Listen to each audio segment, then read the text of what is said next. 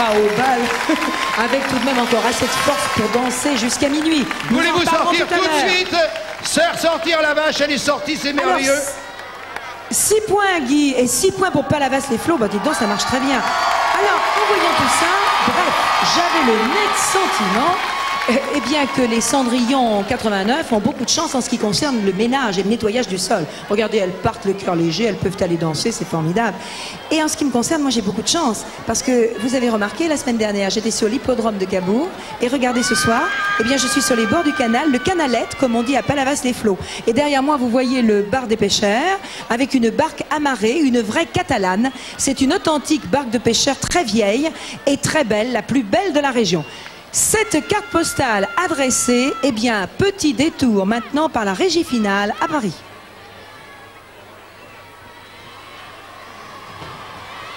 Et nous nous retrouvons au bal, Simone. Nous nous retrouvons au bal, amis d'Interville. Et quel bal où Cendrillon, Blanche-Neige, a retrouvé grâce au prince Stéphane et à la princesse Dominique Cancien qu'il a lancé sur notre antenne cette chanson qui est numéro 1 de tous les top 50, de tous les parades en France et bientôt dans tous les pays du monde. Cette danse qui fait fureur et que Cendrillon va danser, mais qu'elle va danser après avoir pris cette leçon en direct dans Interville du groupe au complet qui fait le tour de France avant de faire le tour du monde avec cette danse exceptionnelle, le groupe Kama, la Lambada.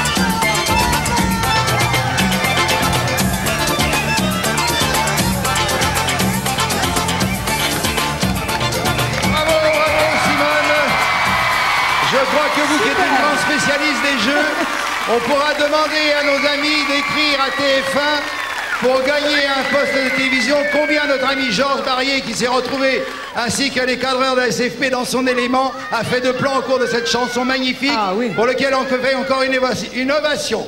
Ce n'est qu'une petite entorse à nos habitudes. Il n'y a pas de variété dans l'Interville, mais cela valait le coup, car c'est un record mondial qui est en train de s'établir. Et nous sommes bien contents de vous l'avoir présenté en direct, Simone. Tout à fait, bravo pour les images. Et ne dansez pas la lambada avec, avec Antoine. Non, mais ce que je peux vous dire, c'est que derrière moi, Christine et Emmanuel, elles aimeraient bien danser la lambada. Mais franchement, folklore oblige, hein. Elles n'ont pas les tenues adéquates. Alors, retournons à nos jeux et retournons tout de suite sous le ciel de Bretagne. Savez-vous que Pontivy est le pays de la pomme de terre? Mais oui. Alors, inutile de vous dire que pour ce jeu numéro 3, il faut avoir la frite et puis il faut que ça saute. N'est-ce pas, Claude? N'est-ce pas, Léon? Eh bien, écoutez, Simone, je vous embrasse sur votre de lambada. Ceci étant, si la Bretagne a inventé le rugby, il faut dire que la Bretagne a également inventé le tennis. Un certain tennis, le vrai tennis, c'est-à-dire le tennis crêpe.